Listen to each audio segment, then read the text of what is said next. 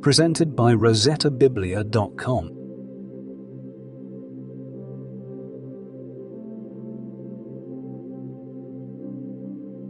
The Book of Job. Chapter 1. There was a man in the land of Uz, whose name was Job.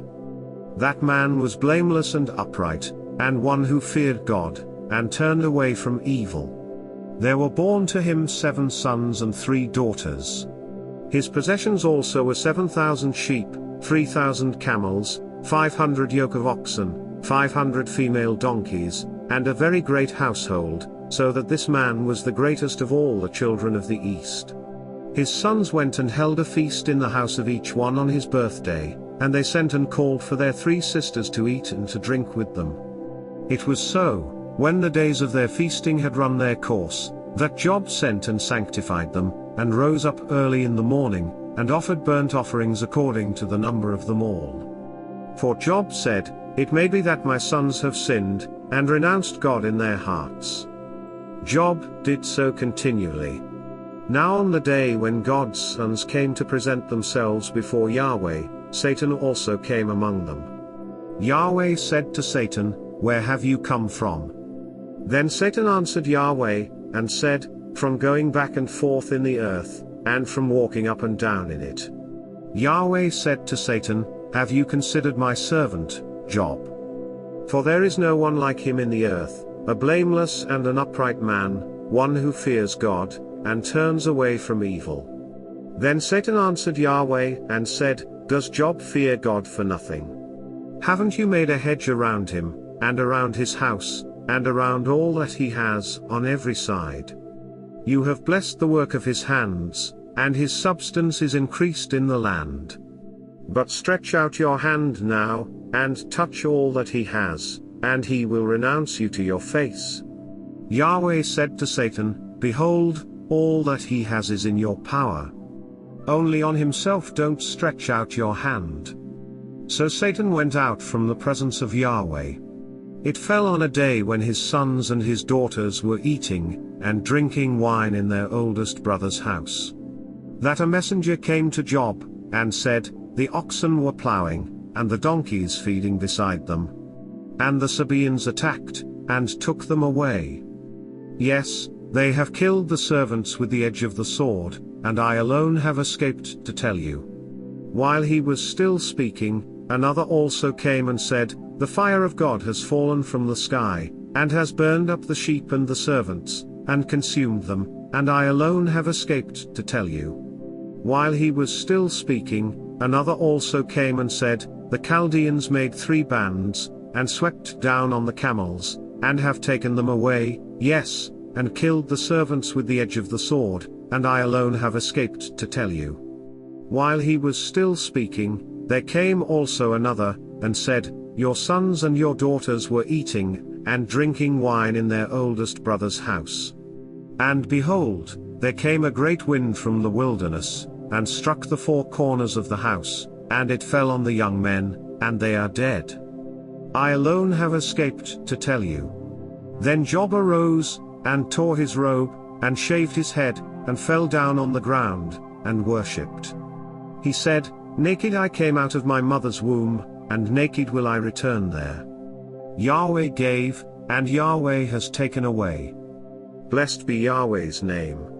In all this, Job didn't sin, nor charge God with wrongdoing. Job. Chapter 2. Again, on the day when God's sons came to present themselves before Yahweh, Satan came also among them to present himself before Yahweh. Yahweh said to Satan, "Where have you come from?" Satan answered Yahweh, and said, "From going back and forth in the earth, and from walking up and down in it." Yahweh said to Satan, "Have you considered my servant Job? For there is no one like him in the earth, a blameless and an upright man, one who fears God, and turns away from evil. He still maintains his integrity, although you incited me against him, to ruin him without cause." Satan answered Yahweh, and said, "Skin for skin. Yes, all that a man has he will give for his life. But stretch out your hand now, and touch his bone and his flesh, and he will renounce you to your face. Yahweh said to Satan, Behold, he is in your hand. Only spare his life. So Satan went out from the presence of Yahweh, and struck Job with painful sores from the sole of his foot to his head. He took for himself a potsherd to scrape himself with, and he sat among the ashes. Then his wife said to him, Do you still maintain your integrity? Renounce God, and die. But he said to her, You speak as one of the foolish women would speak. What? Shall we receive good at the hand of God, and shall we not receive evil? In all this Job didn't sin with his lips. Now when Job's 3 friends heard of all this evil that had come on him, they each came from his own place, Eliphaz the Temanite, Bildad the Shuhite, and Zophar the Nomathite, and they made an appointment together to come to sympathize with him and to comfort him. When they lifted up their eyes from a distance, and didn't recognize him, they raised their voices, and wept, and they each tore his robe, and sprinkled dust on their heads toward the sky. So they sat down with him on the ground 7 days and 7 nights, and no one spoke a word to him, for they saw that his grief was very great. Job. Chapter 3. After this Job opened his mouth, and cursed the day of his birth. Job answered, Let the day perish in which I was born, the night which said, There is a boy conceived. Let that day be darkness. Don't let God from above seek for it, neither let the light shine on it. Let darkness and the shadow of death claim it for their own. Let a cloud dwell on it. Let all that makes the day black terrify it. As for that night, let thick darkness seize on it. Let it not rejoice among the days of the year. Let it not come into the number of the months. Behold, let that night be barren. Let no joyful voice come therein. Let them curse it who curse the day, who are ready to rouse up Leviathan. Let the stars of its twilight be dark. Let it look for light, but have none, neither let it see the eyelids of the morning. Because it didn't shut up the doors of my mother's womb, nor did it hide trouble from my eyes. Why didn't I die from the womb? Why didn't I give up the spirit when my mother bore me? Why did the knees receive me? Or why the breast, that I should nurse?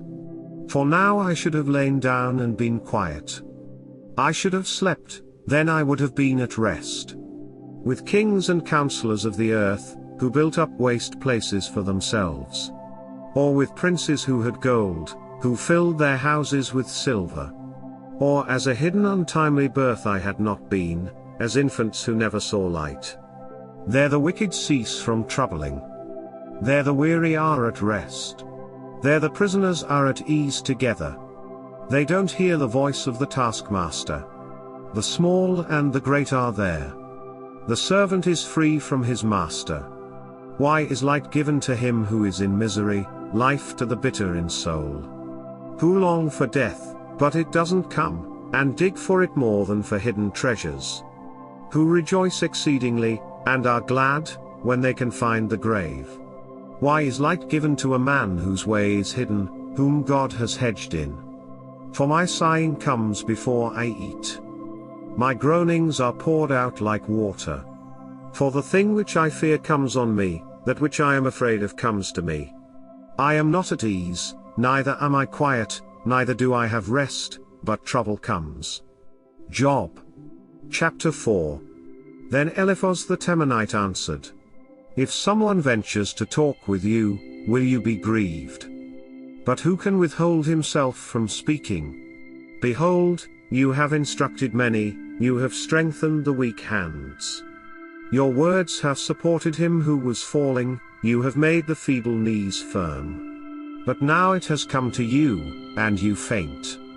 It touches you, and you are troubled. Isn't your piety your confidence? Isn't the integrity of your ways your hope?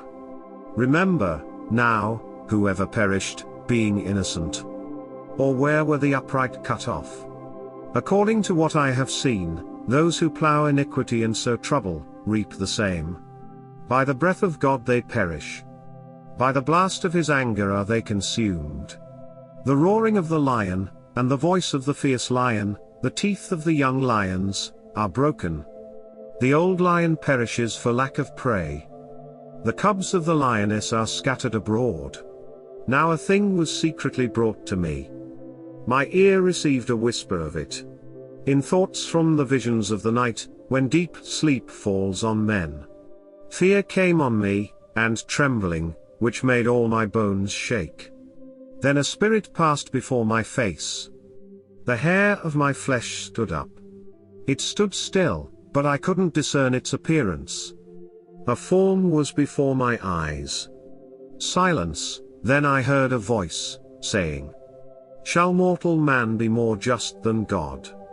Shall a man be more pure than his Maker? Behold, he puts no trust in his servants. He charges his angels with error. How much more those who dwell in houses of clay, whose foundation is in the dust, who are crushed before the moth.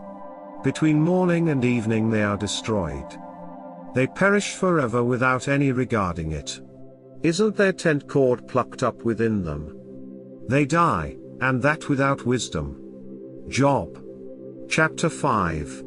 Call now, is there any who will answer you? To which of the holy ones will you turn?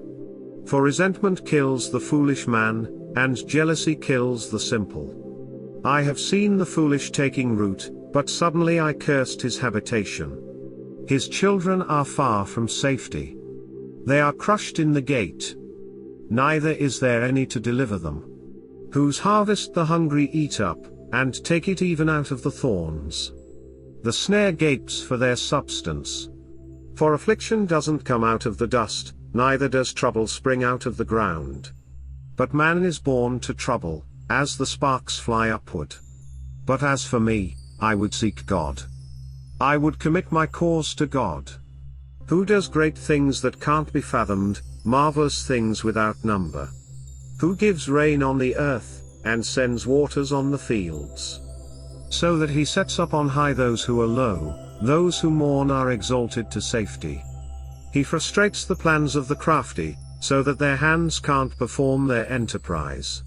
He takes the wise in their own craftiness, the counsel of the cunning is carried headlong. They meet with darkness in the daytime, and grope at noonday as in the night. But he saves from the sword of their mouth, even the needy from the hand of the mighty. So the poor has hope, and injustice shuts her mouth. Behold, happy is the man whom God corrects. Therefore do not despise the chastening of the Almighty. For he wounds and binds up. He injures and his hands make whole. He will deliver you in 6 troubles, yes, in 7 no evil will touch you. In famine he will redeem you from death, in war, from the power of the sword. You will be hidden from the scourge of the tongue, neither will you be afraid of destruction when it comes. You will laugh at destruction and famine, neither will you be afraid of the animals of the earth. For you will be allied with the stones of the field. The animals of the field will be at peace with you. You will know that your tent is in peace. You will visit your fold, and will miss nothing. You will know also that your offspring will be great, your offspring as the grass of the earth. You will come to your grave in a full age, like a shock of grain comes in its season. Behold, we have researched it. It is so. Hear it, and know it for your good. Job. Chapter 6. Then Job answered, "Oh, that my anguish were weighed, and all my calamity laid in the balances. For now it would be heavier than the sand of the seas, therefore my words have been rash. For the arrows of the Almighty are within me. My spirit drinks up their poison. The terrors of God set themselves in array against me. Does the wild donkey bray when he has grass? Or does the ox low over his fodder? Can that which has no flavor be eaten without salt? Or is there any taste in the white of an egg? My soul refuses to touch them. They are as loathsome food to me. Oh, that I might have my request, that God would grant the thing that I long for. Even that it would please God to crush me, that he would let loose his hand, and cut me off. Let it still be my consolation, yes, let me exult in pain that doesn't spare, that I have not denied the words of the Holy One. What is my strength, that I should wait? What is my end, that I should be patient? Is my strength the strength of stones? Or is my flesh of bronze? Isn't it that I have no help in me, that wisdom is driven away from me? To him who is ready to faint, kindness should be shown from his friend, even to him who forsakes the fear of the Almighty. My brothers have dealt deceitfully as a brook, as the channel of brooks that pass away, which are black by reason of the ice, in which the snow hides itself. In the dry season, they vanish. When it is hot, they are consumed out of their place. The caravans that travel beside them turn away. They go up into the waste, and perish. The caravans of Tema looked. The companies of Sheba waited for them. They were distressed because they were confident. They came there, and were confounded. For now you are nothing. You see a terror, and are afraid. Did I ever say, give to me? Or, offer a present for me from your substance? Or, deliver me from the adversary's hand? Or, redeem me from the hand of the oppressors? Teach me, and I will hold my peace. Cause me to understand my error. How forcible are words of uprightness! But your reproof, what does it reprove? Do you intend to reprove words, since the speeches of one who is desperate are as wind? Yes, you would even cast lots for the fatherless, and make merchandise of your friend. Now therefore be pleased to look at me, for surely I will not lie to your face. Please return. Let there be no injustice. Yes, return again. My cause is righteous. Is there injustice on my tongue? Can't my taste discern mischievous things? Job. Chapter 7. Isn't a man forced to labor on earth? Aren't his days like the days of a hired hand? As a servant who earnestly desires the shadow, as a hireling who looks for his wages. So I am made to possess months of misery, wearisome nights are appointed to me.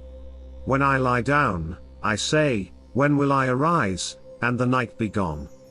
I toss and turn until the dawning of the day. My flesh is clothed with worms and clods of dust. My skin closes up, and breaks out afresh. My days are swifter than a weaver's shuttle, and are spent without hope. Oh, remember that my life is a breath. My eye will no more see good. The eye of him who sees me will see me no more. Your eyes will be on me, but I will not be. As the cloud is consumed and vanishes away, so he who goes down to Sheol will come up no more. He will return no more to his house, neither will his place know him any more. Therefore I will not keep silent. I will speak in the anguish of my spirit.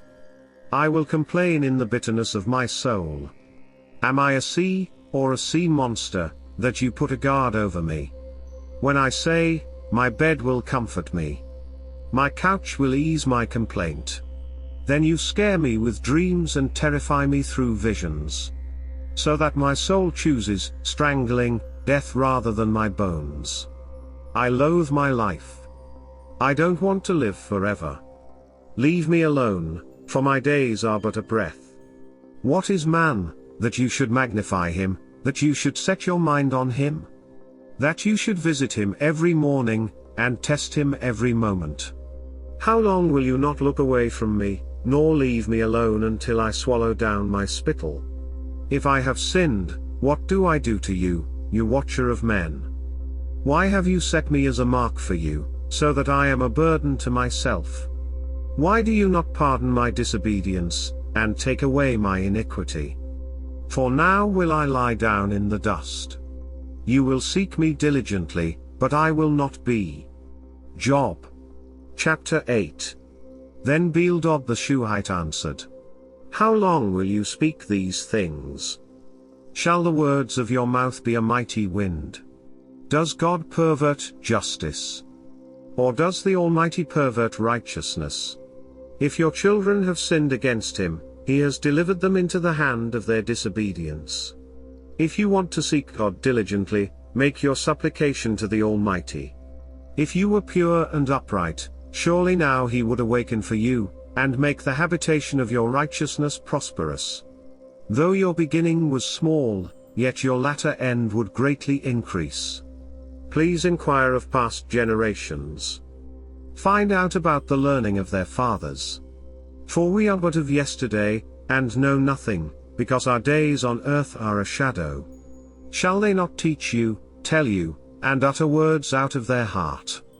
Can the papyrus grow up without mire? Can the rushes grow without water? While it is yet in its greenness, not cut down, it withers before any other reed. So are the paths of all who forget God. The hope of the godless man will perish. Whose confidence will break apart, whose trust is a spider's web. He will lean on his house, but it will not stand.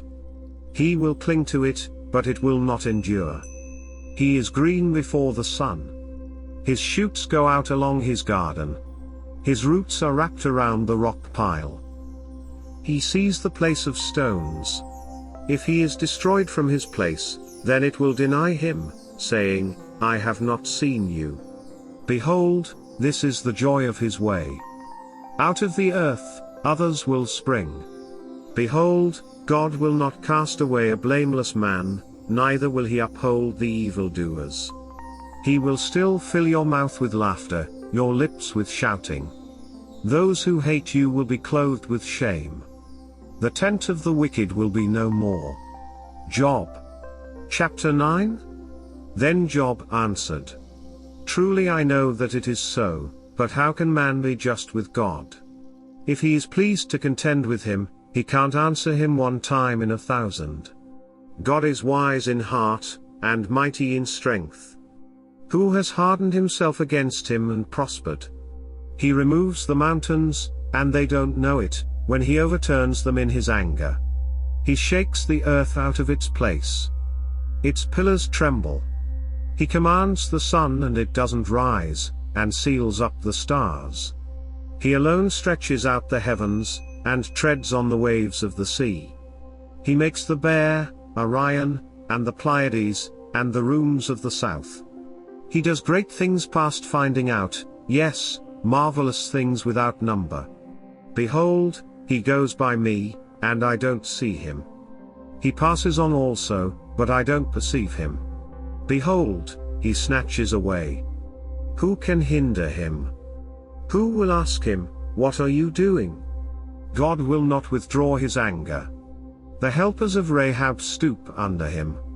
How much less will I answer him, and choose my words to argue with him? Though I were righteous, yet I wouldn't answer him. I would make supplication to my judge. If I had called, and he had answered me, yet I wouldn't believe that he listened to my voice. For he breaks me with a storm, and multiplies my wounds without cause. He will not allow me to catch my breath, but fills me with bitterness.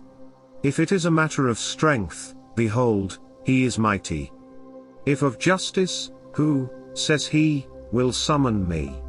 Though I am righteous, my own mouth will condemn me. Though I am blameless, it will prove me perverse. I am blameless. I don't respect myself. I despise my life. It is all the same. Therefore I say, he destroys the blameless and the wicked. If the scourge kills, suddenly, he will mock at the trial of the innocent. The earth is given into the hand of the wicked. He covers the faces of its judges. If not he, then who is it? Now my days are swifter than a runner. They flee away. They see no good. They have passed away as the swift ships, as the eagle that swoops on the prey. If I say, I will forget my complaint, I will put off my sad face, and cheer up.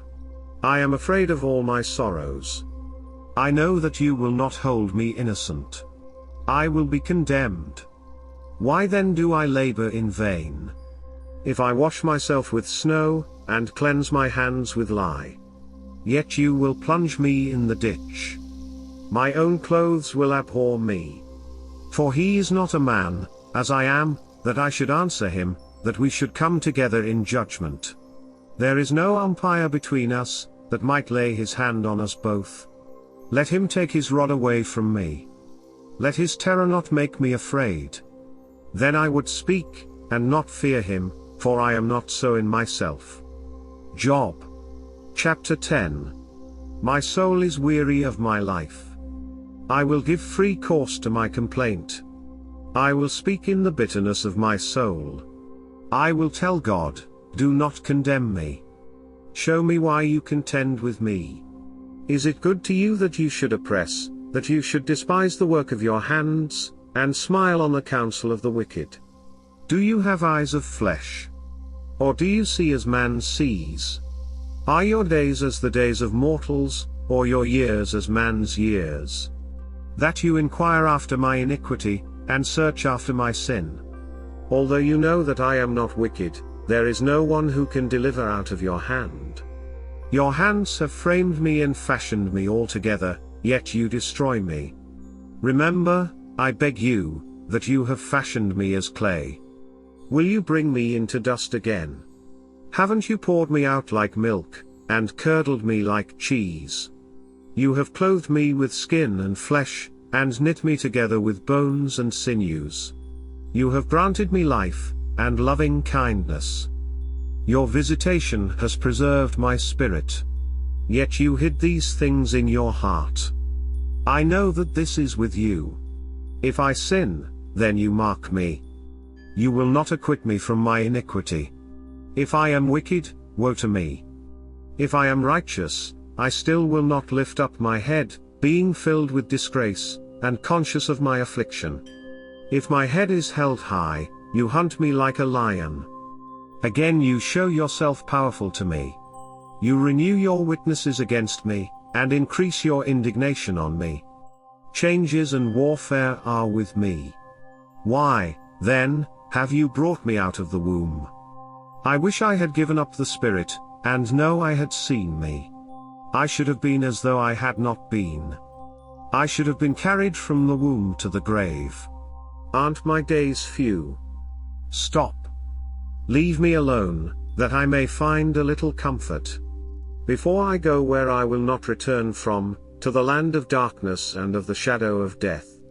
The land dark as midnight, of the shadow of death, without any order, where the light is as midnight. Job. Chapter 11. Then Zophar, the Nomathite, answered. Shouldn't the multitude of words be answered? Should a man full of talk be justified? Should your boastings make men hold their peace? When you mock, will no man make you ashamed? For you say, my doctrine is pure. I am clean in your eyes. But oh, that God would speak, and open his lips against you. That he would show you the secrets of wisdom. For true wisdom has two sides. Know therefore that God exacts of you less than your iniquity deserves. Can you fathom the mystery of God? Or can you probe the limits of the Almighty? They are high as heaven. What can you do? They are deeper than Sheol. What can you know? Its measure is longer than the earth, and broader than the sea. If he passes by, or confines, or convenes a court, then who can oppose him? For he knows false men. He sees iniquity also, even though he doesn't consider it. An empty-headed man becomes wise when a man is born as a wild donkey's colt. If you set your heart aright, stretch out your hands toward him. If iniquity is in your hand, put it far away. Don't let unrighteousness dwell in your tents. Surely then you will lift up your face without spot. Yes, you will be steadfast, and will not fear. For you will forget your misery. You will remember it like waters that have passed away. Life will be clearer than the noonday. Though there is darkness, it will be as the morning. You will be secure, because there is hope. Yes, you will search, and will take your rest in safety. Also you will lie down, and no one will make you afraid. Yes, many will court your favor.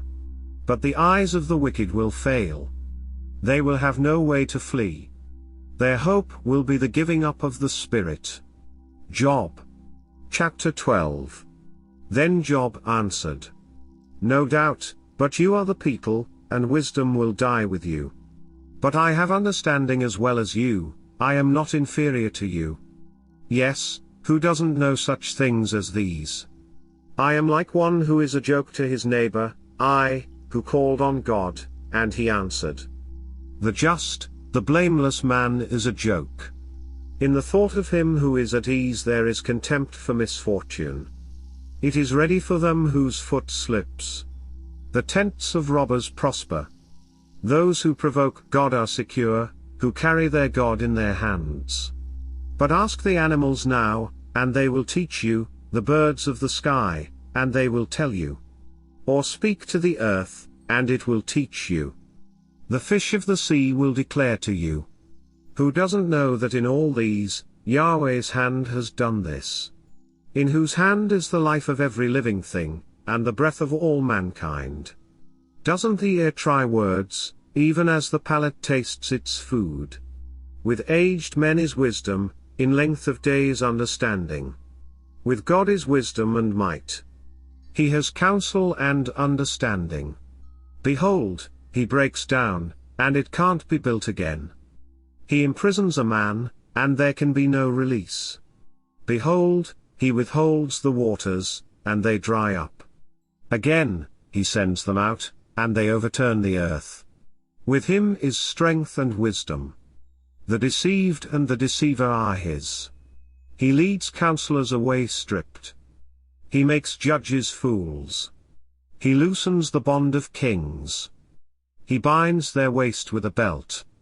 He leads priests away stripped, and overthrows the mighty.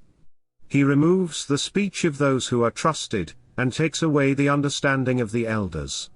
He pours contempt on princes, and loosens the belt of the strong. He uncovers deep things out of darkness, and brings out to light the shadow of death. He increases the nations, and he destroys them. He enlarges the nations, and he leads them captive. He takes away understanding from the chiefs of the people of the earth, and causes them to wander in a wilderness where there is no way. They grope in the dark without light. He makes them stagger like a drunken man. Job. Chapter 13. Behold, my eye has seen all this. My ear has heard and understood it. What you know, I know also. I am not inferior to you. Surely I would speak to the Almighty. I desire to reason with God.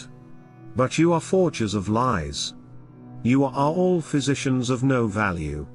Oh, that you would be completely silent. Then you would be wise. Hear now my reasoning. Listen to the pleadings of my lips.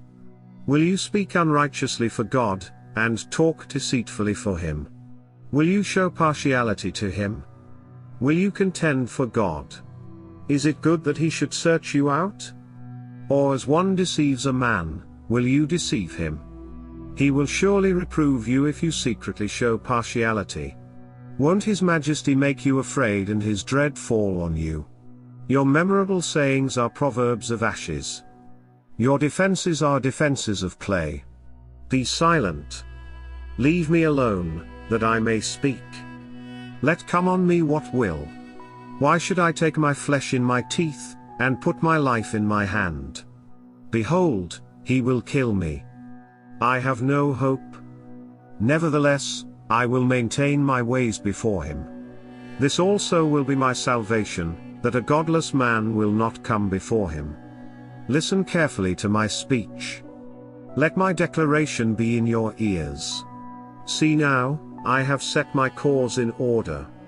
I know that I am righteous. Who is he who will contend with me? For then would I hold my peace and give up the spirit. Only don't do two things to me, then I will not hide myself from your face. Withdraw your hand far from me, and don't let your terror make me afraid. Then call, and I will answer, or let me speak, and you answer me. How many are my iniquities and sins? Make me know my disobedience and my sin. Why do you hide your face, and consider me your enemy? Will you harass a driven leaf?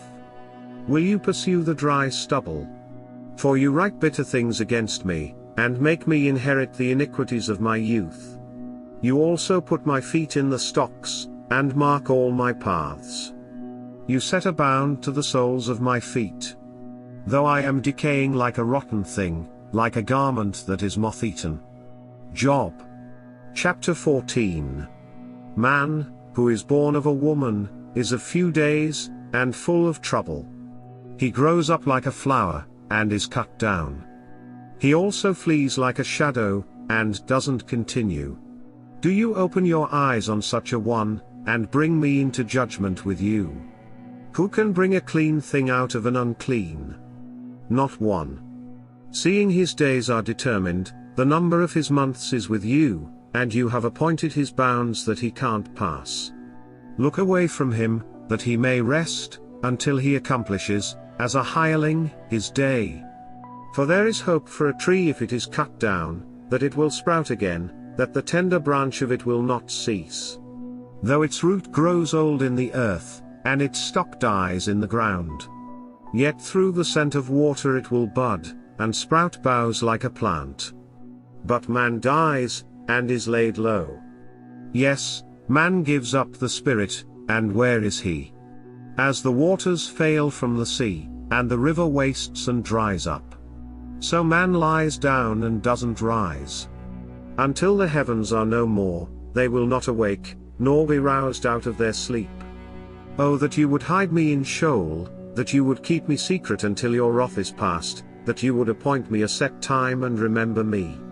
If a man dies, will he live again? I would wait all the days of my warfare, until my release should come. You would call, and I would answer you. You would have a desire for the work of your hands. But now you count my steps. Don't you watch over my sin? My disobedience is sealed up in a bag. You fasten up my iniquity. But the mountain falling comes to nothing. The rock is removed out of its place.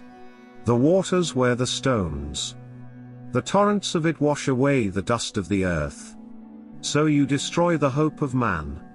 You forever prevail against him, and he departs.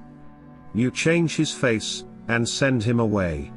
His sons come to honor, and he doesn't know it. They are brought low, but he doesn't perceive it of them. But his flesh on him has pain, and his soul within him mourns. Job. Chapter 15. Then Eliphaz the Temanite answered, Should a wise man answer with vain knowledge, and fill himself with the east wind? Should he reason with unprofitable talk, or with speeches with which he can do no good? Yes, you do away with fear, and hinder devotion before God. For your iniquity teaches your mouth, and you choose the language of the crafty. Your own mouth condemns you, and not I. Yes, your own lips testify against you. Are you the first man who was born? Or were you brought out before the hills? Have you heard the secret counsel of God? Do you limit wisdom to yourself? What do you know that we don't know? What do you understand which is not in us? With us are both the grey-headed and the very aged men, much older than your father. Are the consolations of God too small for you, even the word that is gentle toward you? Why does your heart carry you away? Why do your eyes flash? That you turn your spirit against God, and let such words go out of your mouth. What is man, that he should be clean? What is he who is born of a woman, that he should be righteous? Behold, he puts no trust in his holy ones. Yes, the heavens are not clean in his sight. How much less one who is abominable and corrupt, a man who drinks iniquity like water? I will show you, listen to me, that which I have seen I will declare. Which wise men have told by their fathers, and have not hidden it. To whom alone the land was given, and no stranger passed among them. The wicked man writhes in pain all his days, even the number of years that are laid up for the oppressor. A sound of terrors is in his ears. In prosperity the destroyer will come on him. He doesn't believe that he will return out of darkness. He is waited for by the sword. He wanders abroad for bread, saying, "Where is it?" He knows that the day of darkness is ready at his hand. Distress and anguish make him afraid. They prevail against him, as a king ready to the battle. Because he has stretched out his hand against God, and behaves himself proudly against the Almighty. He runs at him with a stiff neck, with the thick shields of his bucklers.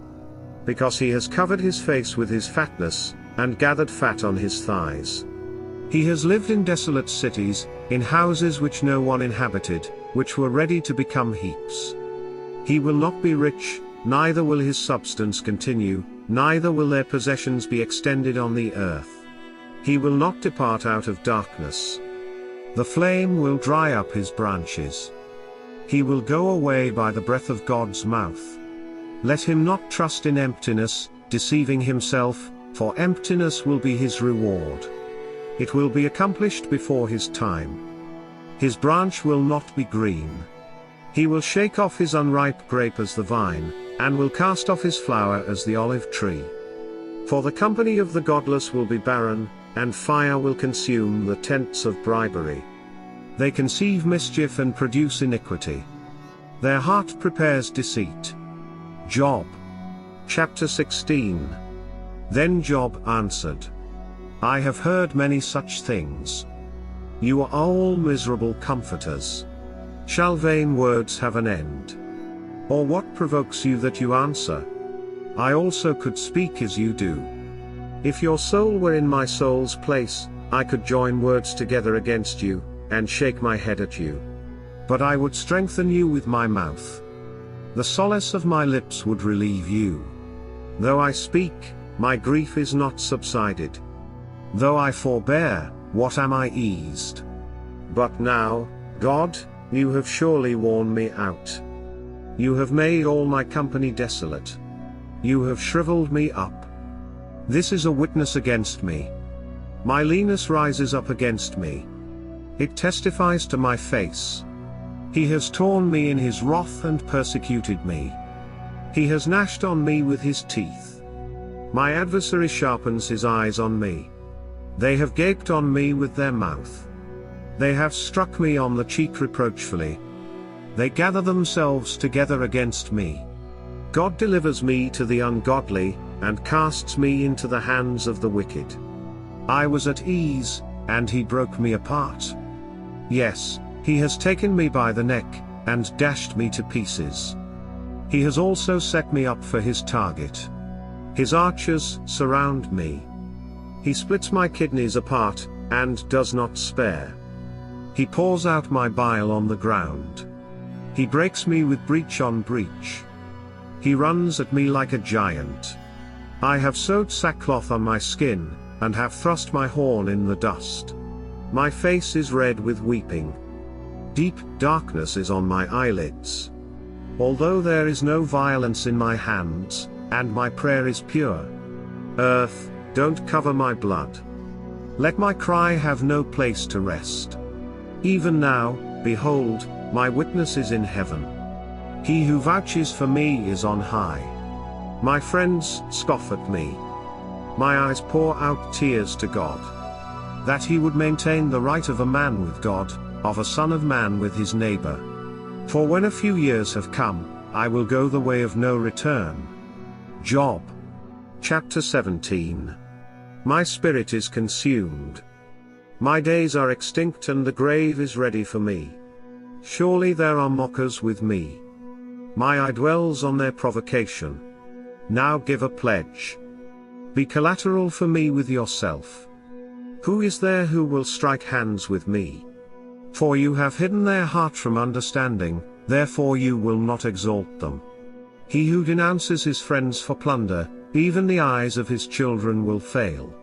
But he has made me a byword of the people. They spit in my face. My eye also is dim by reason of sorrow. All my members are as a shadow. Upright men will be astonished at this. The innocent will stir himself up against the godless. Yet the righteous will hold to his way. He who has clean hands will grow stronger and stronger. But as for you all, come back. I will not find a wise man among you. My days are past. My plans are broken off, as are the thoughts of my heart. They change the night into day, saying the light is near in the presence of darkness. If I look for Sheol as my house, if I have spread my couch in the darkness. If I have said to corruption, you are my father, and to the worm, my mother, and my sister. Where then is my hope? As for my hope, who will see it? Shall it go down with me to the gates of Sheol, or descend together into the dust? Job. Chapter 18. Then Bildad the Shuhite answered, how long will you hunt for words? Consider, and afterwards we will speak. Why are we counted as animals, which have become unclean in your sight? You who tear yourself in your anger, will the earth be forsaken for you? Or will the rock be removed out of its place? Yes, the light of the wicked will be put out. The spark of his fire won't shine. The light will be dark in his tent. His lamp above him will be put out. The steps of his strength will be shortened. His own counsel will cast him down. For he is cast into a net by his own feet, and he wanders into its mesh. A snare will take him by the heel. A trap will catch him. A noose is hidden for him in the ground, a trap for him on the path. Terrors will make him afraid on every side, and will chase him at his heels. His strength will be famished. Calamity will be ready at his side. The members of his body will be devoured. The firstborn of death will devour his members. He will be rooted out of the security of his tent. He will be brought to the king of terrors. There will dwell in his tent that which is none of his. Sulfur will be scattered on his habitation. His roots will be dried up beneath. His branch will be cut off above. His memory will perish from the earth. He will have no name in the street. He will be driven from light into darkness, and chased out of the world. He will have neither son nor grandson among his people, nor any remaining where he lived. Those who come after will be astonished at his day, as those who went before were frightened. Surely such are the dwellings of the unrighteous. This is the place of him who doesn't know God. Job. Chapter 19. Then Job answered, how long will you torment me, and crush me with words? You have reproached me 10 times? You aren't ashamed that you attack me. If it is true that I have erred, my error remains with myself. If indeed you will magnify yourselves against me, and plead against me my reproach. Know now that God has subverted me, and has surrounded me with his net. Behold, I cry out of wrong, but I am not heard. I cry for help, but there is no justice. He has walled up my way so that I can't pass, and has set darkness in my paths. He has stripped me of my glory, and taken the crown from my head. He has broken me down on every side, and I am gone. He has plucked my hope up like a tree. He has also kindled his wrath against me. He counts me among his adversaries. His troops come on together, build a siege ramp against me, and encamp around my tent. He has put my brothers far from me. My acquaintances are wholly estranged from me. My relatives have gone away. My familiar friends have forgotten me. Those who dwell in my house and my maids consider me a stranger. I am an alien in their sight. I call to my servant, and he gives me no answer. I beg him with my mouth. My breath is offensive to my wife. I am loathsome to the children of my own mother. Even young children despise me. If I arise, they speak against me. All my familiar friends abhor me. They whom I loved have turned against me. My bones stick to my skin and to my flesh. I have escaped by the skin of my teeth. Have pity on me. Have pity on me, you my friends, for the hand of God has touched me. Why do you persecute me as God, and are not satisfied with my flesh? Oh, that my words were now written. Oh, that they were inscribed in a book. That with an iron pen and lead they were engraved in the rock forever. But as for me, I know that my Redeemer lives. In the end, he will stand upon the earth. After my skin is destroyed, then I will see God in my flesh, whom I, even I, will see on my side. My eyes will see, and not as a stranger. My heart is consumed within me. If you say, how we will persecute him? Because the root of the matter is found in me. Be afraid of the sword, for wrath brings the punishments of the sword, that you may know there is a judgment. Job. Chapter 20. Then Zophar the Nomathite answered. Therefore my thoughts answer me, even by reason of my haste that is in me. I have heard the reproof which puts me to shame. The spirit of my understanding answers me. Don't you know this from old time, since man was placed on earth? That the triumphing of the wicked is short, the joy of the godless but for a moment. Though his height mount up to the heavens, and his head reach to the clouds, yet he will perish forever like his own dung. Those who have seen him will say, where is he? He will fly away as a dream, and will not be found. Yes, he will be chased away like a vision of the night. The eye which saw him will see him no more, neither will his place see him any more. His children will seek the favor of the poor. His hands will give back his wealth. His bones are full of his youth, but youth will lie down with him in the dust. Though wickedness is sweet in his mouth, though he hide it under his tongue, though he spare it, and will not let it go, but keep it still within his mouth, yet his food in his bowels is turned. It is cobra venom within him. He has swallowed down riches, and he will vomit them up again. God will cast them out of his belly. He will suck cobra venom. The viper's tongue will kill him. He will not look at the rivers, the flowing streams of honey and butter. He will restore that for which he labored, and will not swallow it down. He will not rejoice according to the substance that he has gotten. For he has oppressed and forsaken the poor. He has violently taken away a house, and he will not build it up. Because he knew no quietness within him, he will not save anything of that in which he delights.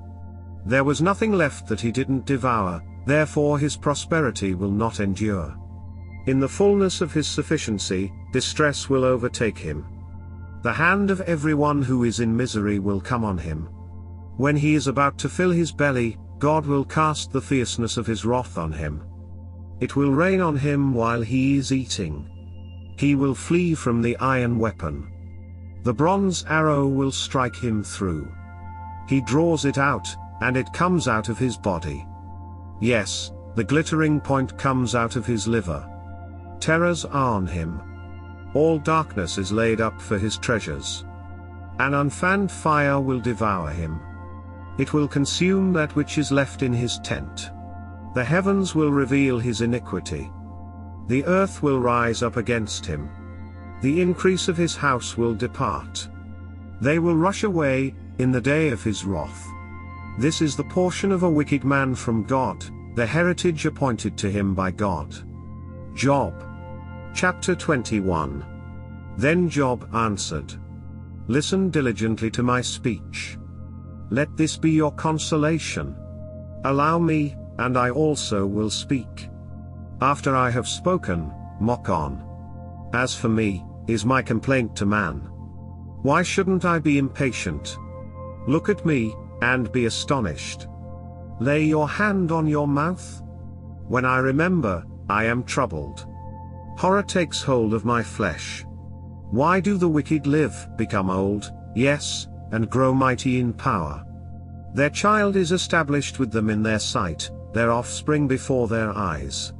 Their houses are safe from fear, neither is the rod of God upon them. Their bulls breed without fail. Their cows calve, and don't miscarry. They send out their little ones like a flock. Their children dance. They sing to the tambourine and harp, and rejoice at the sound of the pipe. They spend their days in prosperity. In an instant they go down to Sheol. They tell God, "Depart from us, for we don't want to know about your ways." What is the Almighty, that we should serve him? What profit should we have, if we pray to him? Behold, their prosperity is not in their hand. The counsel of the wicked is far from me. How often is it that the lamp of the wicked is put out, that their calamity comes on them, that God distributes sorrows in his anger? How often is it that they are as stubble before the wind, as chaff that the storm carries away? You say, God lays up his iniquity for his children. Let him recompense it to himself, that he may know it. Let his own eyes see his destruction. Let him drink of the wrath of the Almighty. For what does he care for his house after him, when the number of his months is cut off? Shall any teach God knowledge, since he judges those who are high? One dies in his full strength, being wholly at ease and quiet. His pails are full of milk. The marrow of his bones is moistened. Another dies in bitterness of soul, and never tastes of good. They lie down alike in the dust. The worm covers them. Behold, I know your thoughts, the plans with which you would wrong me. For you say, where is the house of the prince? Where is the tent in which the wicked lived? Haven't you asked wayfaring men? Don't you know their evidences? That the evil man is reserved to the day of calamity, that they are led out to the day of wrath. Who will declare his way to his face? Who will repay him what he has done? Yet he will be borne to the grave. Men will keep watch over the tomb. The clods of the valley will be sweet to him. All men will draw after him, as there were innumerable before him. So how can you comfort me with nonsense, because in your answers there remains only falsehood? Job. Chapter 22. Then Eliphaz the Temanite answered, Can a man be profitable to God? Surely he who is wise is profitable to himself. Is it any pleasure to the Almighty that you are righteous? Or does it benefit him that you make your ways perfect? Is it for your piety that he reproves you, that he enters with you into judgment? Isn't your wickedness great? Neither is there any end to your iniquities. For you have taken pledges from your brother for nothing, and stripped the naked of their clothing. You haven't given water to the weary to drink, and you have withheld bread from the hungry. But as for the mighty man, he had the earth. The honorable man, he lived in it. You have sent widows away empty, and the arms of the fatherless have been broken. Therefore snares are around you. Sudden fear troubles you. Or darkness, so that you cannot see, and floods of waters cover you. Isn't God in the heights of heaven? See the height of the stars, how high they are. You say, what does God know? Can he judge through the thick darkness? Thick clouds are a covering to him, so that he doesn't see. He walks on the vault of the sky? Will you keep the old way, which wicked men have trodden? Who was snatched away before their time, whose foundation was poured out as a stream? Who said to God, Depart from us? And, what can the Almighty do for us? Yet he filled their houses with good things, but the counsel of the wicked is far from me. The righteous see it, and are glad. The innocent ridicule them, saying, Surely those who rose up against us are cut off. The fire has consumed their remnant. Acquaint yourself with him now, and be at peace. By it, good will come to you. Please receive instruction from his mouth, and lay up his words in your heart. If you return to the Almighty, you will be built up, if you put away unrighteousness far from your tents. Lay your treasure in the dust, the gold of Ophir among the stones of the brooks. The Almighty will be your treasure, and precious silver to you. For then you will delight yourself in the Almighty, and will lift up your face to God. You will make your prayer to him, and he will hear you. You will pay your vows. You will also decree a thing, and it will be established to you. Light will shine on your ways. When they cast down, you will say, Be lifted up. He will save the humble person. He will even deliver him who is not innocent. Yes, he will be delivered through the cleanness of your hands. Job. Chapter 23. Then Job answered, Even today my complaint is rebellious. His hand is heavy in spite of my groaning. Oh, that I knew where I might find him. That I might come even to his seat. I would set my cause in order before him, and fill my mouth with arguments. I would know the words which he would answer me, and understand what he would tell me. Would he contend with me in the greatness of his power? No, but he would listen to me. There the upright might reason with him, so I should be delivered forever from my judge. If I go east, he is not there. If I go west, I can't find him. He works to the north, but I can't see him. He turns south, but I can't catch a glimpse of him. But he knows the way that I take. When he has tried me, I will come out like gold. My foot has held fast to his steps. I have kept his way, and not turned away. I haven't gone back from the commandment of his lips. I have treasured up the words of his mouth more than my necessary food. But he stands alone, and who can oppose him?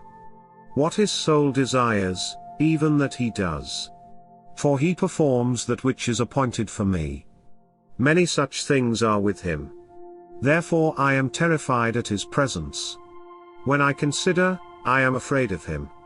For God has made my heart faint. The Almighty has terrified me. Because I was not cut off before the darkness, neither did he cover the thick darkness from my face. Job. Chapter 24. Why aren't times laid up by the Almighty? Why don't those who know him see his days? There are people who remove the landmarks. They violently take away flocks, and feed them. They drive away the donkey of the fatherless, and they take the widow's ox for a pledge. They turn the needy out of the way. The poor of the earth all hide themselves. Behold, as wild donkeys in the desert, they go out to their work, seeking diligently for food. The wilderness yields them bread for their children. They cut their food in the field. They glean the vineyard of the wicked. They lie all night naked without clothing, and have no covering in the cold. They are wet with the showers of the mountains, and embrace the rock for lack of a shelter. There are those who pluck the fatherless from the breast, and take a pledge of the poor. So that they go around naked without clothing. Being hungry, they carry the sheaves. They make oil within the walls of these men. They tread wine presses, and suffer thirst. From out of the populous city, men groan. The soul of the wounded cries out, yet God doesn't regard the folly. These are of those who rebel against the light. They don't know its ways, nor stay in its paths. The murderer rises with the light. He kills the poor and needy. In the night he is like a thief. The eye also of the adulterer waits for the twilight, saying, No eye will see me. He disguises his face.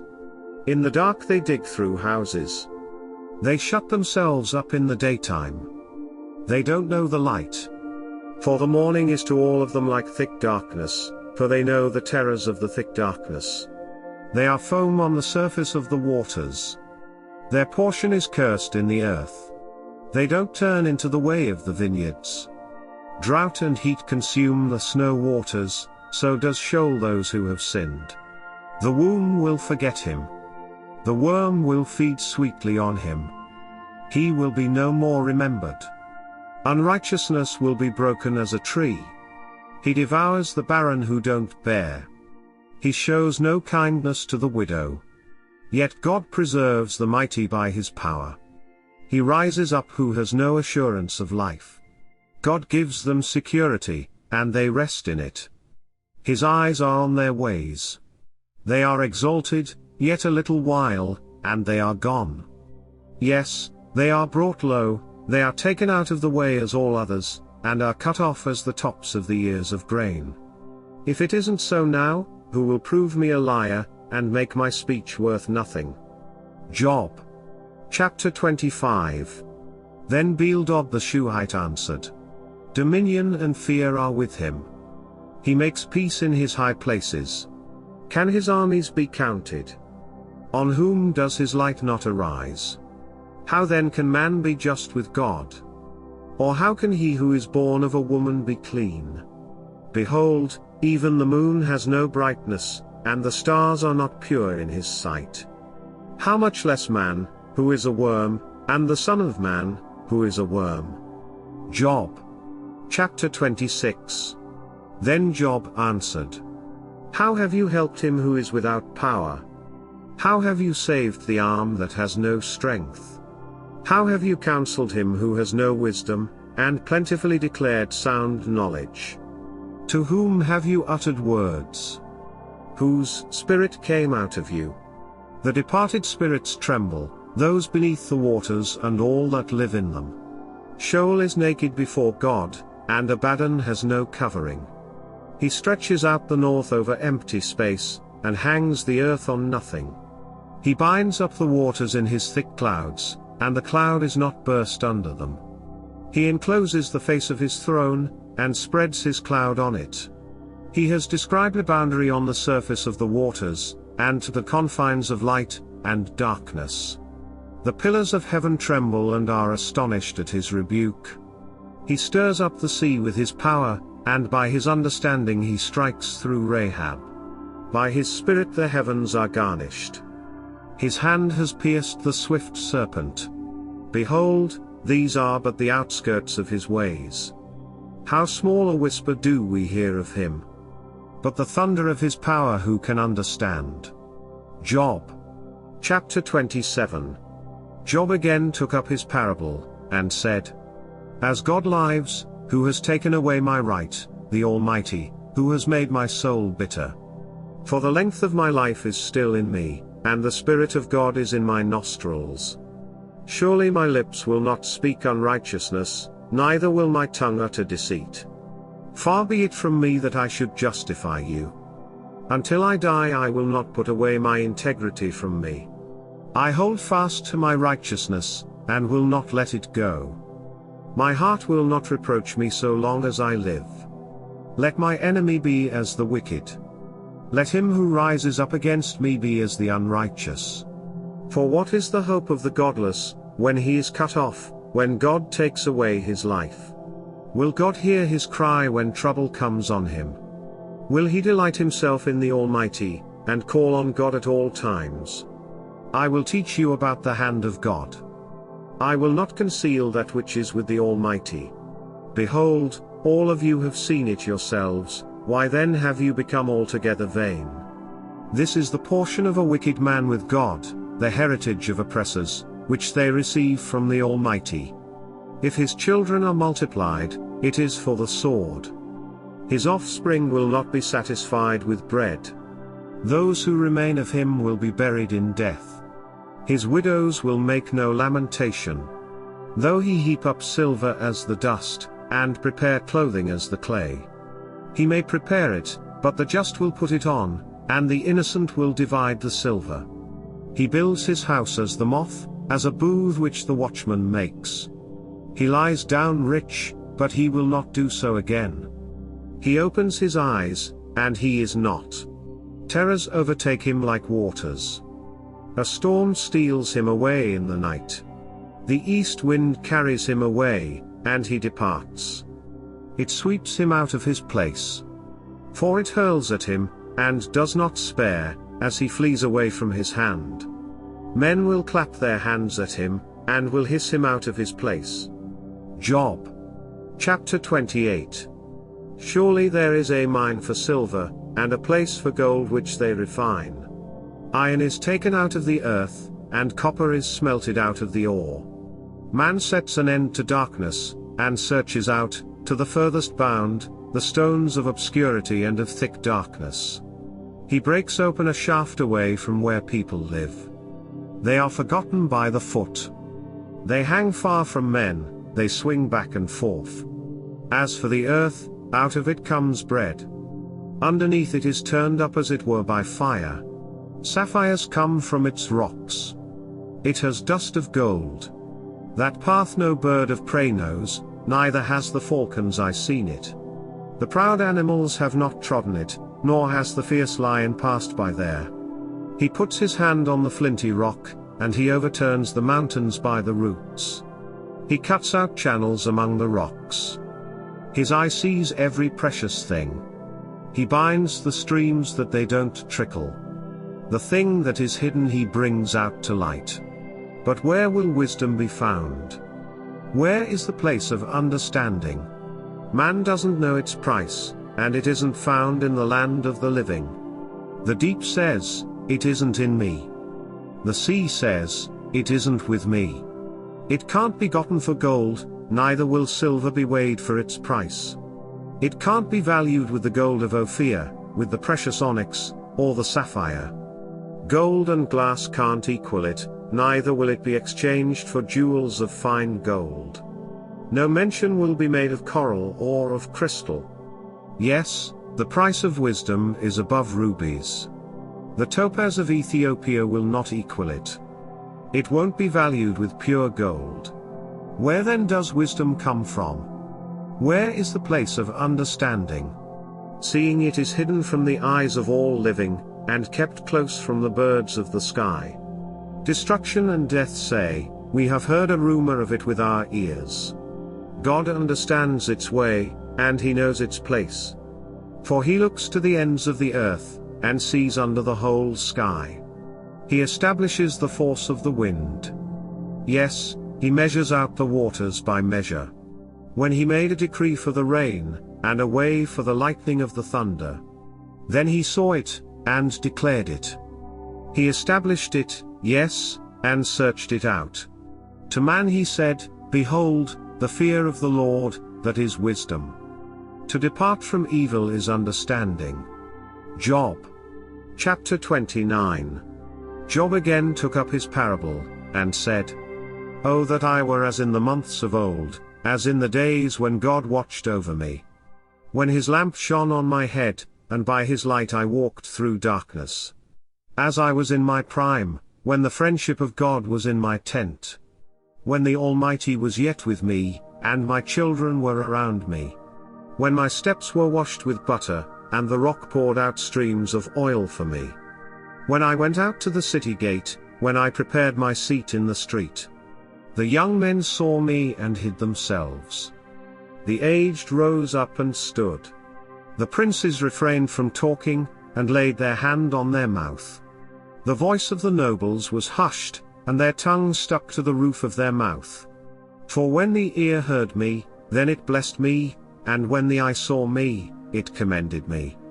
Because I delivered the poor who cried, and the fatherless also, who had no one to help him. The blessing of him who was ready to perish came on me, and I caused the widow's heart to sing for joy. I put on righteousness, and it clothed me. My justice was as a robe and a diadem. I was eyes to the blind, and feet to the lame. I was a father to the needy. I researched the cause of him whom I didn't know. I broke the jaws of the unrighteous and plucked the prey out of his teeth. Then I said, I will die in my own house, I will count my days as the sand. My root is spread out to the waters. The dew lies all night on my branch. My glory is fresh in me. My bow is renewed in my hand. Men listened to me, waited, and kept silence for my counsel. After my words they didn't speak again. My speech fell on them. They waited for me as for the rain. Their mouths drank as with the spring rain. I smiled on them when they had no confidence. They didn't reject the light of my face. I chose out their way, and sat as chief. I lived as a king in the army, as one who comforts the mourners. Job. Chapter 30. But now those who are younger than I have me in derision, whose fathers I considered unworthy to put with my sheep dogs. Of what use is the strength of their hands to me, men in whom ripe age has perished? They are gaunt from lack and famine. They gnaw the dry ground, in the gloom of waste and desolation. They pluck salt herbs by the bushes. The roots of the broom tree are their food. They are driven out from among men. They cry after them as after a thief, so that they live in frightful valleys, and in holes of the earth and of the rocks. They bray among the bushes. They are gathered together under the nettles. They are children of fools, yes, children of wicked men. They were flogged out of the land. Now I have become their song. Yes, I am a byword to them. They abhor me, they stand aloof from me, and don't hesitate to spit in my face. For he has untied his cord, and afflicted me, and they have thrown off restraint before me. On my right hand rise the rabble. They thrust aside my feet.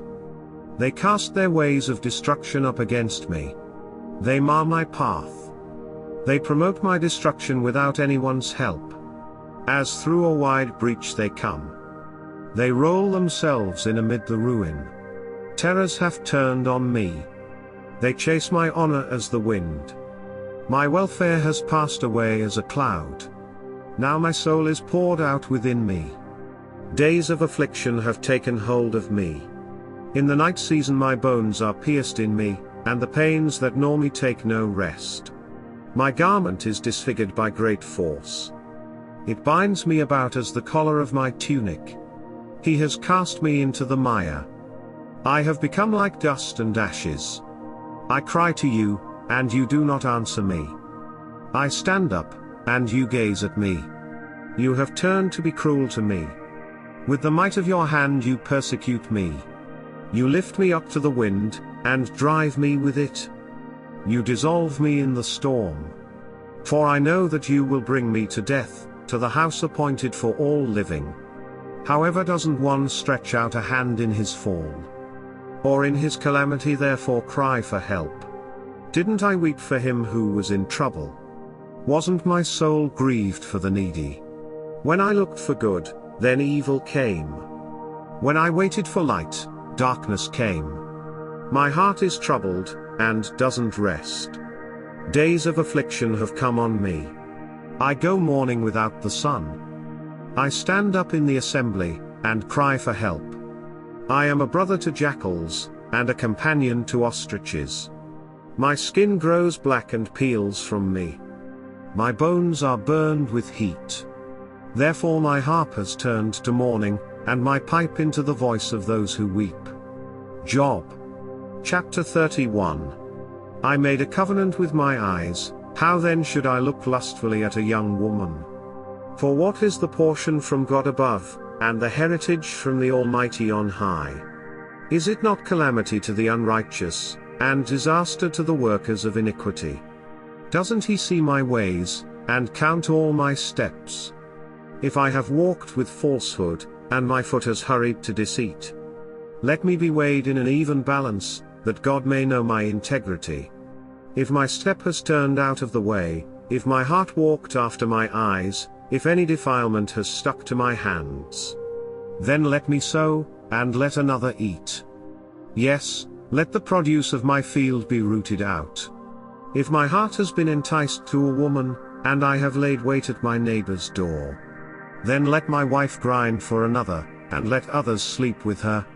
For that would be a heinous crime. Yes, it would be an iniquity to be punished by the judges. For it is a fire that consumes to destruction, and would root out all my increase. If I have despised the cause of my male servant or of my female servant, when they contended with me, what then will I do when God rises up? When he visits, what will I answer him? Didn't he who made me in the womb make him? Didn't one fashion us in the womb? If I have withheld the poor from their desire, or have caused the eyes of the widow to fail, or have eaten my morsel alone, and the fatherless has not eaten of it. No, from my youth he grew up with me as with a father, I have guided her from my mother's womb. If I have seen any perish for want of clothing, or that the needy had no covering. If his heart hasn't blessed me, if he hasn't been warmed with my sheep's fleece. If I have lifted up my hand against the fatherless, because I saw my help in the gate. Then let my shoulder fall from the shoulder blade, and my arm be broken from the bone. For calamity from God is a terror to me. Because of his majesty, I can do nothing.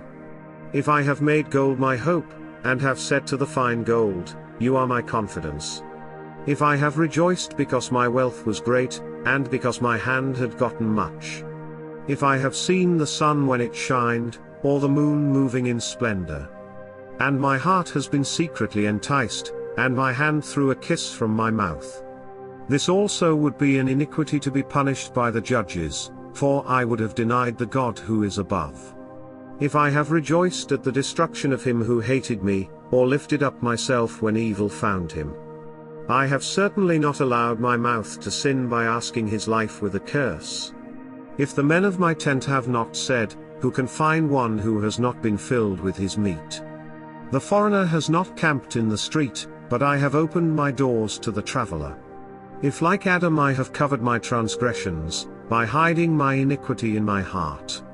Because I feared the great multitude, and the contempt of families terrified me, so that I kept silence, and didn't go out of the door.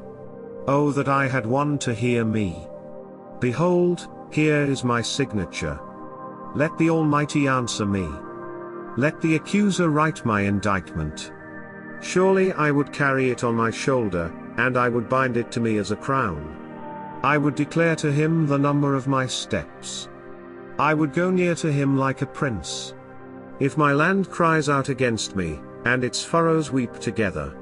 If I have eaten its fruits without money, or have caused its owners to lose their life. Let briars grow instead of wheat, and stinkweed instead of barley. The words of Job are ended. Job. Chapter 32. So these three men ceased to answer Job, because he was righteous in his own eyes. Then the wrath of Elihu the son of Barachel, the Buzite, of the family of Ram, was kindled against Job. His wrath was kindled because he justified himself rather than God. Also his wrath was kindled against his three friends, because they had found no answer, and yet had condemned Job. Now Elihu had waited to speak to Job, because they were older than he. When Elihu saw that there was no answer in the mouth of these three men, his wrath was kindled. Elihu the son of Barachel the Buzite answered, I am young, and you are very old. Therefore I held back, and didn't dare show you my opinion. I said, days should speak, and multitude of years should teach wisdom. But there is a spirit in man, and the Spirit of the Almighty gives them understanding. It is not the great who are wise, nor the aged who understand justice. Therefore I said, listen to me, I also will show my opinion. Behold, I waited for your words, and I listened for your reasoning, while you searched out what to say.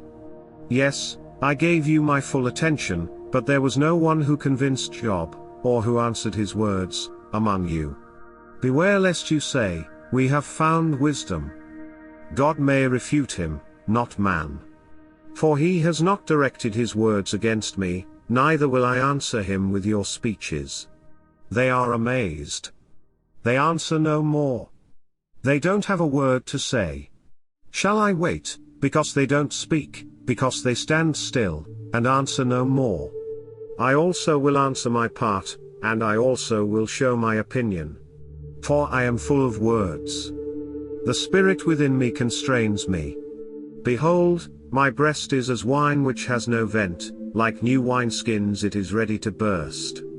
I will speak, that I may be refreshed. I will open my lips and answer. Please don't let me respect any man's person, neither will I give flattering titles to any man. For I don't know how to give flattering titles, or else my Maker would soon take me away. Job. Chapter 33.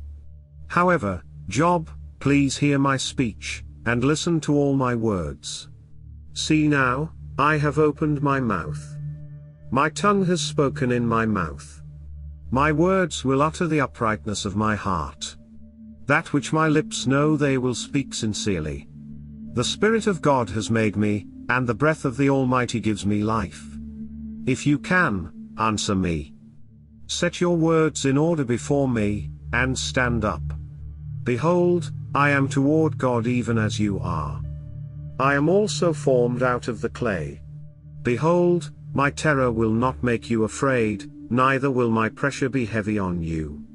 Surely you have spoken in my hearing, I have heard the voice of your words, saying, I am clean, without disobedience. I am innocent, neither is there iniquity in me. Behold, he finds occasions against me. He counts me for his enemy. He puts my feet in the stocks. He marks all my paths. Behold, I will answer you. In this you are not just, for God is greater than man. Why do you strive against him, because he doesn't give account of any of his matters? For God speaks once, yes twice, though man pays no attention. In a dream, in a vision of the night, when deep sleep falls on men, in slumbering on the bed. Then he opens the ears of men, and seals their instruction. That he may withdraw man from his purpose, and hide pride from man. He keeps back his soul from the pit, and his life from perishing by the sword. He is chastened also with pain on his bed, with continual strife in his bones. So that his life abhors bread, and his soul dainty food. His flesh is so consumed away that it can't be seen. His bones that were not seen stick out. Yes, his soul draws near to the pit, and his life to the destroyers. If there is beside him an angel, an interpreter, one among 1,000, to show to man what is right for him. Then God is gracious to him, and says, Deliver him from going down to the pit, I have found a ransom. His flesh will be fresher than a child's. He returns to the days of his youth. He prays to God, and he is favorable to him, so that he sees his face with joy. He restores to man his righteousness. He sings before men, and says, I have sinned, and perverted that which was right, and it didn't profit me. He has redeemed my soul from going into the pit. My life will see the light. Behold, God does all these things twice, yes 3 times, with a man. To bring back his soul from the pit, that he may be enlightened with the light of the living. Mark well, Job, and listen to me. Hold your peace, and I will speak. If you have anything to say, answer me. Speak, for I desire to justify you. If not, listen to me. Hold your peace, and I will teach you wisdom. Job. Chapter 34. Moreover Elihu answered. Hear my words, you wise men. Give ear to me, you who have knowledge. For the ear tries words, as the palate tastes food. Let us choose for us that which is right. Let us know among ourselves what is good. For Job has said, I am righteous, God has taken away my right. Notwithstanding my right I am considered a liar.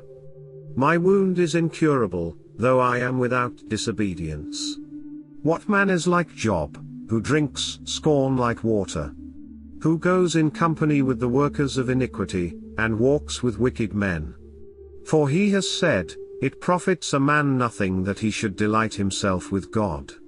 Therefore listen to me, you men of understanding, far be it from God, that he should do wickedness, from the Almighty, that he should commit iniquity. For the work of a man he will render to him, and cause every man to find according to his ways. Yes surely, God will not do wickedly, neither will the Almighty pervert justice. Who put him in charge of the earth? Or who has appointed him over the whole world? If he set his heart on himself, if he gathered to himself his spirit and his breath, all flesh would perish together, and man would turn again to dust. If now you have understanding, hear this. Listen to the voice of my words. Should even one who hates justice govern? Will you condemn him who is righteous and mighty? Who says to a king, vile? or to nobles, wicked. He doesn't respect the persons of princes, nor respect the rich more than the poor, for they all are the work of his hands. In a moment they die, even at midnight. The people are shaken and pass away. The mighty are taken away without a hand. For his eyes are on the ways of a man. He sees all his goings. There is no darkness, nor thick gloom, where the workers of iniquity may hide themselves. For he doesn't need to consider a man further, that he should go before God in judgment. He breaks mighty men in pieces in ways past finding out, and sets others in their place. Therefore he takes knowledge of their works. He overturns them in the night, so that they are destroyed. He strikes them as wicked men in the open sight of others. Because they turned away from following him, and wouldn't pay attention to any of his ways. So that they caused the cry of the poor to come to him. He heard the cry of the afflicted. When he gives quietness, who then can condemn? When he hides his face, who then can see him? He is over a nation or a man alike. That the godless man may not reign, that there be no one to ensnare the people. For has any said to God, I am guilty, but I will not offend any more? Teach me that which I don't see. If I have done iniquity, I will do it no more. Shall his recompense be as you desire, that you refuse it? For you must choose, and not I therefore speak what you know. Men of understanding will tell me, yes, every wise man who hears me. Job speaks without knowledge. His words are without wisdom. I wish that Job were tried to the end, because of his answering like wicked men. For he adds rebellion to his sin. He claps his hands among us, and multiplies his words against God. Job. Chapter 35. Moreover Elihu answered. Do you think this to be your right, or do you say, my righteousness is more than God's? That you ask, what advantage will it be to you? What profit will I have, more than if I had sinned? I will answer you, and your companions with you. Look to the skies, and see. See the skies, which are higher than you. If you have sinned, what effect do you have against him? If your transgressions are multiplied, what do you do to him? If you are righteous, what do you give him? Or what does he receive from your hand? Your wickedness may hurt a man as you are, and your righteousness may profit a son of man. By reason of the multitude of oppressions they cry out. They cry for help by reason of the arm of the mighty. But no one says, where is God my Maker, who gives songs in the night? Who teaches us more than the animals of the earth, and makes us wiser than the birds of the sky? There they cry, but no one answers, because of the pride of evil men. Surely God will not hear an empty cry, neither will the Almighty regard it. How much less when you say you don't see him? The cause is before him, and you wait for him. But now, because he has not visited in his anger, neither does he greatly regard arrogance. Therefore Job opens his mouth with empty talk, and he multiplies words without knowledge. Job. Chapter 36. Elihu also continued, and said, Bear with me a little, and I will show you, for I still have something to say on God's behalf. I will get my knowledge from afar, and will ascribe righteousness to my Maker. For truly my words are not false. One who is perfect in knowledge is with you. Behold, God is mighty, and doesn't despise anyone. He is mighty in strength of understanding. He doesn't preserve the life of the wicked, but gives justice to the afflicted. He doesn't withdraw his eyes from the righteous, but with kings on the throne, he sets them forever, and they are exalted. If they are bound in fetters, and are taken in the cords of afflictions, then he shows them their work, and their transgressions, that they have behaved themselves proudly. He also opens their ears to instruction, and commands that they return from iniquity. If they listen and serve him, they will spend their days in prosperity, and their years in pleasures. But if they don't listen, they will perish by the sword, they will die without knowledge. But those who are godless in heart lay up anger. They don't cry for help when he binds them. They die in youth. Their life perishes among the unclean. He delivers the afflicted by their affliction, and opens their ear in oppression.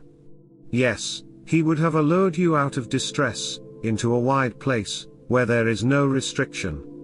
That which is set on your table would be full of fatness. But you are full of the judgment of the wicked. Judgment and justice take hold of you. Don't let riches entice you to wrath, neither let the great size of a bribe turn you aside. Would your wealth sustain you in distress, or all the might of your strength? Don't desire the night, when people are cut off in their place. Take heed, don't regard iniquity, for you have chosen this rather than affliction. Behold, God is exalted in his power. Who is a teacher like him? Who has prescribed his way for him? Or who can say, you have committed unrighteousness? Remember that you magnify his work, about which men have sung. All men have looked on it. Man sees it afar off. Behold, God is great, and we don't know him. The number of his years is unsearchable. For he draws up the drops of water, which distill in rain from his vapor, which the skies pour down and which drop on man abundantly. Indeed, can anyone understand the spreading of the clouds and the thunderings of his pavilion? Behold, he spreads his light around him. He covers the bottom of the sea. For by these he judges the people. He gives food in abundance. He covers his hands with the lightning, and commands it to strike the mark. Its noise tells about him, and the livestock also, concerning the storm that comes up. Job. Chapter 37. Yes, at this my heart trembles, and is moved out of its place. Hear, oh, hear the noise of his voice, the sound that goes out of his mouth. He sends it out under the whole sky, and his lightning to the ends of the earth. After it a voice roars. He thunders with the voice of his majesty. He doesn't hold back anything when his voice is heard. God thunders marvelously with his voice. He does great things, which we can't comprehend. For he says to the snow, fall on the earth, likewise to the shower of rain, and to the showers of his mighty rain. He seals up the hand of every man, that all men whom he has made may know it. Then the animals take cover, and remain in their dens. Out of its room comes the storm, and cold out of the north. By the breath of God, ice is given, and the width of the waters is frozen. Yes, he loads the thick cloud with moisture. He spreads abroad the cloud of his lightning. It is turned around by his guidance, that they may do whatever he commands them on the surface of the habitable world. Whether it is for correction, or for his land, or for loving kindness, that he causes it to come. Listen to this, Job. Stand still, and consider the wondrous works of God. Do you know how God controls them, and causes the lightning of his cloud to shine? Do you know the workings of the clouds, the wondrous works of him who is perfect in knowledge? You whose clothing is warm when the earth is still by reason of the south wind. Can you, with him, spread out the sky, which is strong as a cast metal mirror? Teach us what we will tell him, for we can't make our case by reason of darkness. Will it be told him that I would speak? Or should a man wish that he was swallowed up? Now men don't see the light which is bright in the skies, but the wind passes, and clears them. Out of the north comes golden splendor. With God is awesome majesty. We can't reach the Almighty. He is exalted in power. In justice and great righteousness, he will not oppress. Therefore men revere him. He doesn't regard any who are wise of heart. Job. Chapter 38. Then Yahweh answered Job out of the whirlwind. Who is this who darkens counsel by words without knowledge? Brace yourself like a man, for I will question you, then you answer me. Where were you when I laid the foundations of the earth? Declare, if you have understanding. Who determined its measures, if you know? Or who stretched the line on it? What were its foundations fastened on? Or who laid its cornerstone? When the morning stars sang together, and all the sons of God shouted for joy. Or who shut up the sea with doors, when it broke out of the womb? When I made clouds its garment, and wrapped it in thick darkness. Marked out for it my bound, set bars and doors. And said, You may come here, but no further. Your proud waves shall be stopped here. Have you commanded the morning in your days, and caused the dawn to know its place? That it might take hold of the ends of the earth, and shake the wicked out of it. It is changed as clay under the seal, and presented as a garment. From the wicked, their light is withheld. The high arm is broken. Have you entered into the springs of the sea? Or have you walked in the recesses of the deep? Have the gates of death been revealed to you? Or have you seen the gates of the shadow of death? Have you comprehended the earth in its width? Declare, if you know it all. What is the way to the dwelling of light? As for darkness, where is its place? That you should take it to its bound, that you should discern the paths to its house. Surely you know, for you were born then, and the number of your days is great.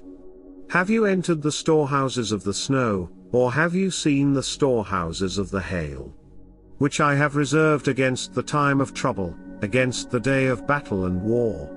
By what way is the lightning distributed, or the east wind scattered on the earth? Who has cut a channel for the flood water, or the path for the thunderstorm?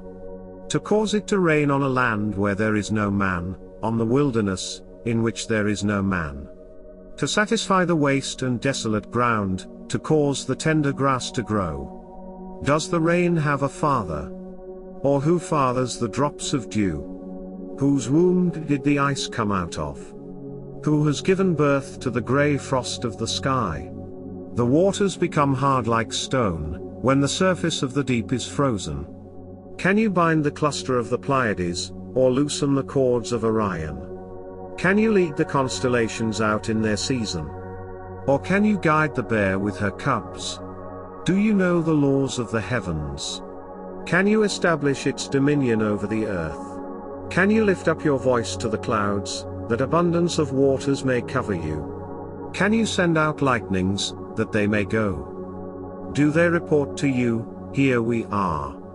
Who has put wisdom in the inward parts? Or who has given understanding to the mind? Who can count the clouds by wisdom? Or who can pour out the containers of the sky? When the dust runs into a mass, and the clods of earth stick together, can you hunt the prey for the lioness, or satisfy the appetite of the young lions? When they crouch in their dens, and lie in wait in the thicket? Who provides for the raven his prey, when his young ones cry to God, and wonder for lack of food? Job. Chapter 39. Do you know the time when the mountain goats give birth? Do you watch when the doe bears fawns? Can you count the months that they fulfill? Or do you know the time when they give birth? They bow themselves. They bear their young. They end their labor pains. Their young ones become strong. They grow up in the open field. They go out, and don't return again. Who has set the wild donkey free? Or who has loosened the bonds of the swift donkey? Whose home I have made the wilderness, and the salt land his dwelling place. He scorns the tumult of the city, neither does he hear the shouting of the driver. The range of the mountains is his pasture. He searches after every green thing. Will the wild ox be content to serve you? Or will he stay by your feeding trough? Can you hold the wild ox in the furrow with his harness? Or will he till the valleys after you? Will you trust him, because his strength is great? Or will you leave to him your labor? Will you confide in him, that he will bring home your seed, and gather the grain of your threshing floor? The wings of the ostrich wave proudly, but are they the feathers and plumage of love? For she leaves her eggs on the earth, warms them in the dust, and forgets that the foot may crush them, or that the wild animal may trample them. She deals harshly with her young ones, as if they were not hers. Though her labor is in vain, she is without fear. Because God has deprived her of wisdom, neither has he imparted to her understanding. When she lifts up herself on high, she scorns the horse and his rider. Have you given the horse might? Have you clothed his neck with a quivering mane? Have you made him to leap as a locust? The glory of his snorting is awesome. He pours in the valley, and rejoices in his strength. He goes out to meet the armed men. He mocks at fear, and is not dismayed, neither does he turn back from the sword. The quiver rattles against him, the flashing spear and the javelin. He eats up the ground with fierceness and rage, neither does he stand still at the sound of the trumpet. As often as the trumpet sounds he snorts, aha! He smells the battle afar off, the thunder of the captains, and the shouting. Is it by your wisdom that the hawk soars, and stretches her wings toward the south? Is it at your command that the eagle mounts up, and makes his nest on high? On the cliff he dwells and makes his home, on the point of the cliff and the stronghold. From there he spies out the prey. His eyes see it afar off. His young ones also suck up blood. Where the slain are, there he is. Job. Chapter 40. Moreover Yahweh answered Job. Shall he who argues contend with the Almighty? He who argues with God, let him answer it. Then Job answered Yahweh. Behold, I am of small account. What will I answer you? I lay my hand on my mouth. I have spoken once, and I will not answer, yes, twice, but I will proceed no further. Then Yahweh answered Job out of the whirlwind. Now brace yourself like a man. I will question you, and you will answer me. Will you even annul my judgment? Will you condemn me, that you may be justified? Or do you have an arm like God? Can you thunder with a voice like him? Now deck yourself with excellency and dignity. Array yourself with honor and majesty. Pour out the fury of your anger. Look at everyone who is proud, and bring him low. Look at everyone who is proud, and humble him. Crush the wicked in their place. Hide them in the dust together. Bind their faces in the hidden place. Then I will also admit to you that your own right hand can save you. See now Behemoth, which I made as well as you. He eats grass as an ox. Look now, his strength is in his thighs. His force is in the muscles of his belly. He moves his tail like a cedar. The sinews of his thighs are knit together. His bones are like tubes of bronze. His limbs are like bars of iron. He is the chief of the ways of God. He who made him gives him his sword. Surely the mountains produce food for him, where all the animals of the field play. He lies under the lotus trees, in the cover of the reed, and the marsh. The lotuses cover him with their shade. The willows of the brook surround him. Behold, if a river overflows, he doesn't tremble. He is confident, though the Jordan swells even to his mouth. Shall any take him when he is on the watch, or pierce through his nose with a snare? Job. Chapter 41. Can you draw out Leviathan with a fish hook, or press down his tongue with a cord? Can you put a rope into his nose, or pierce his jaw through with a hook? Will he make many petitions to you, or will he speak soft words to you? Will he make a covenant with you, that you should take him for a servant forever? Will you play with him as with a bird? Or will you bind him for your girls? Will traders barter for him? Will they part him among the merchants? Can you fill his skin with barbed irons, or his head with fish spears? Lay your hand on him. Remember the battle, and do so no more. Behold, the hope of him is in vain. Won't one be cast down even at the sight of him?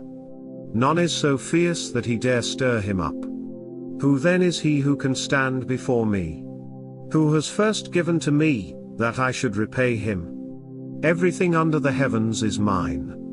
I will not keep silence concerning his limbs, nor his mighty strength, nor his goodly frame. Who can strip off his outer garment? Who will come within his jaws? Who can open the doors of his face? Around his teeth is terror. Strong scales are his pride, shut up together with a close seal. One is so near to another, that no air can come between them. They are joined to one another. They stick together, so that they can't be pulled apart. His sneezing flashes out light. His eyes are like the eyelids of the morning. Out of his mouth go burning torches. Sparks of fire leap out. Out of his nostrils a smoke goes, as of a boiling pot over a fire of reeds. His breath kindles coals. A flame goes out of his mouth. There is strength in his neck. Terror dances before him. The flakes of his flesh are joined together. They are firm on him. They can't be moved. His heart is as firm as a stone, yes, firm as the lower millstone.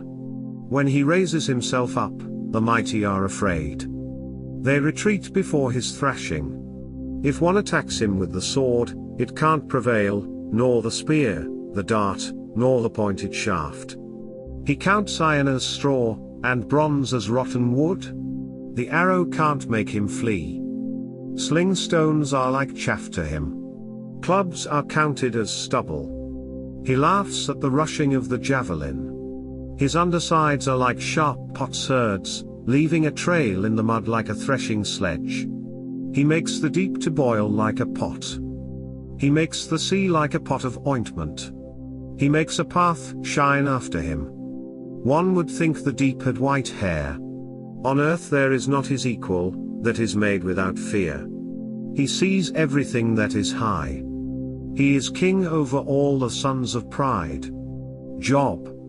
Chapter 42. Then Job answered Yahweh, I know that you can do all things, and that no purpose of yours can be restrained. You asked, Who is this who hides counsel without knowledge? Therefore I have uttered that which I didn't understand, things too wonderful for me, which I didn't know. You said, Listen, now, and I will speak, I will question you, and you will answer me. I had heard of you by the hearing of the ear, but now my eye sees you. Therefore I abhor myself, and repent in dust and ashes. It was so, that after Yahweh had spoken these words to Job, Yahweh said to Eliphaz the Temanite, My wrath is kindled against you, and against your two friends, for you have not spoken of me the thing that is right, as my servant Job has. Now therefore, take to yourselves 7 bulls and 7 rams, and go to my servant Job, and offer up for yourselves a burnt offering, and my servant Job shall pray for you, for I will accept him, that I not deal with you according to your folly. For you have not spoken of me the thing that is right, as my servant Job has. So Eliphaz the Temanite and Bildad the Shuhite and Zophar the Nomathite went and did what Yahweh commanded them, and Yahweh accepted Job. Yahweh restored Job's prosperity when he prayed for his friends. Yahweh gave Job twice as much as he had before. Then all his brothers, all his sisters, and all those who had been of his acquaintance before, came to him and ate bread with him in his house. They comforted him, and consoled him concerning all the evil that Yahweh had brought on him. Everyone also gave him a piece of money, and everyone a ring of gold. So Yahweh blessed the latter end of Job more than his beginning. He had 14,000 sheep, 6,000 camels, 1,000 yoke of oxen, and 1,000 female donkeys. He had also 7 sons and 3 daughters.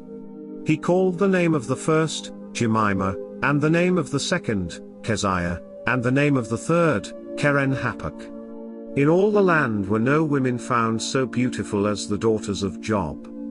Their father gave them an inheritance among their brothers. After this Job lived 140 years, and saw his sons, and his sons' sons, to 4 generations. So Job died, being old and full of days.